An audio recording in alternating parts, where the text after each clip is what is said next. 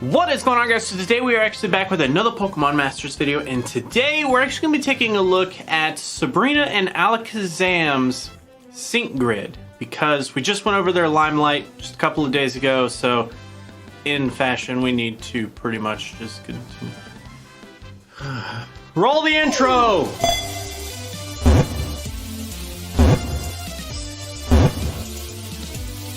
So, just like we did last time, we are going to basically explore the entire sync grid. We're not going to focus too much on the stat increases. We're just mainly going to focus on the passives, the red tiles, stuff like that.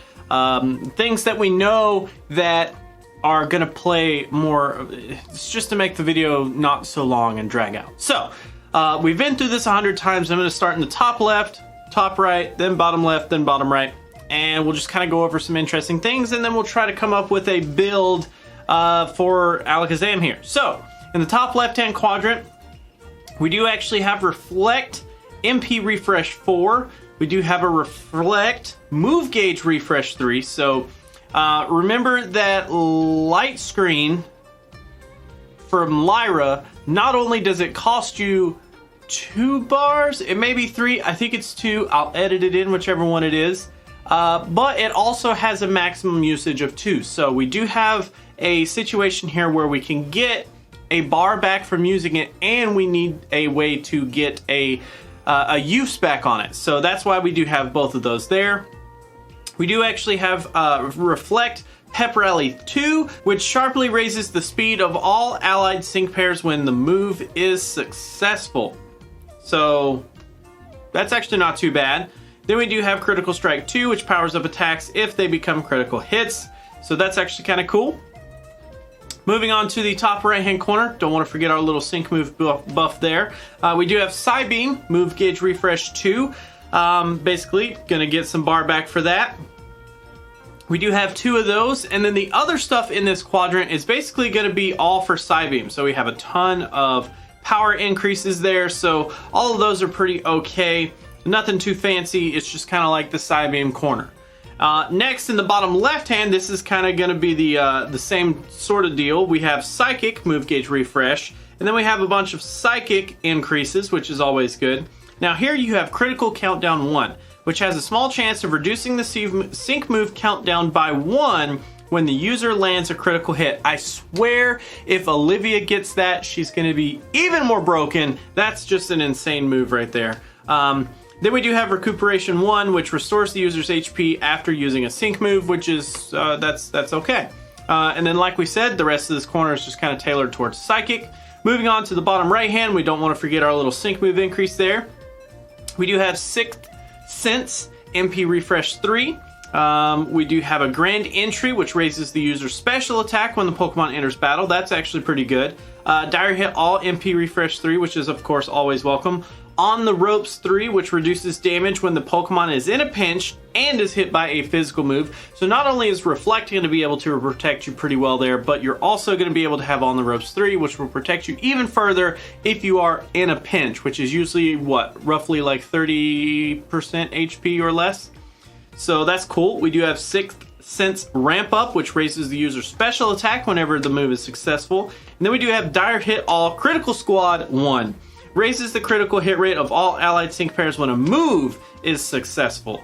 So that's actually pretty cool. I really like that. And then the other tiles that we didn't go over are just basic stat increases.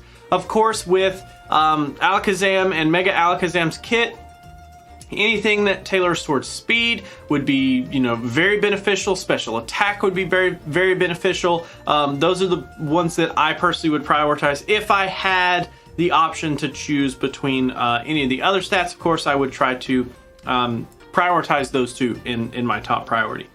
So, as far as a build goes here, I really think that there's 2 different ways that you can go about it. You can either stick to a more support type role, or you can kind of go for a more offensive role. It really depends on how you decide to play Alakazam. So, what I mean by that is if you want to, you could get all of this center stuff, and then you could go for a ton of stuff in the top right hand corner. Maybe, I don't know how hard you want to go in on the Psybeam. I personally am not a huge fan of Psybeam. It's just not really my cup of tea. Maybe we go for more Psychics here, so you can kind of get the gist of where we're going with this. Maybe we do want to get some more stuff here. I mean, you could go with something like that. That's really basic, really simple. It's just going to power up Psybeam, so before you end up getting to your sync move, you can have extra damage on Psybeam, whereas after you have your sync move, you have extra damage on Psychic, which just really helps benefit a ton. If you were going to go for something that was more supportive, definitely would want to consider going in the opposite two quadrants. So definitely want to spend a little bit more time in this area up here. Not 100% sure which route you want to go as far as like how much of this you want to get.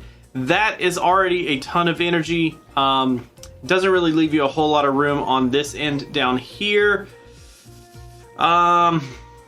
Something like that. I mean, that's kind of pushing it. I mean, if you don't end up getting that one, you can yeah, you can't really do a whole lot there either. You can get some more HP and some more special attack.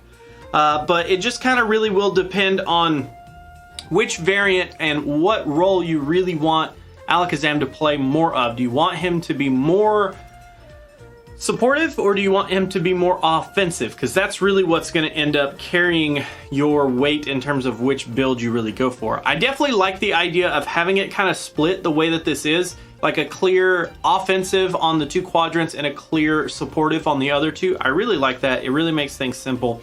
But yeah, that's pretty much the gist of what I've got. So let's actually switch over and do a quick sync pair scout here. As usual, we are just in need of a Steven. If we could get the Steven. Blue is launching, Red is launching. Oh, my watch isn't gonna work. Red is launching in like less than 3 hours as of this recording. You guys aren't going to see this until after Red has appeared, but either way, I'm trying to save, so if I can secure a good scout here, I'd be very grateful. If you want to follow along, we're going to go in 1, 2, 3.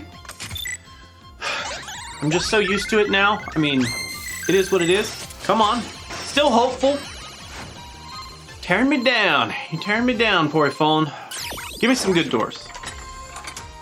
We'll take it. That's a Winona. But that is actually going to be it for this video, guys. Thank you so much for hanging out. Thank you so much for watching. As always, remember, if you guys want to join the Discord, it's actually linked down in the description below. Also down there are links to YouTube memberships and Patreon if that's your thing. But otherwise, I'm going to go ahead and head out, but I will catch you guys in the next video.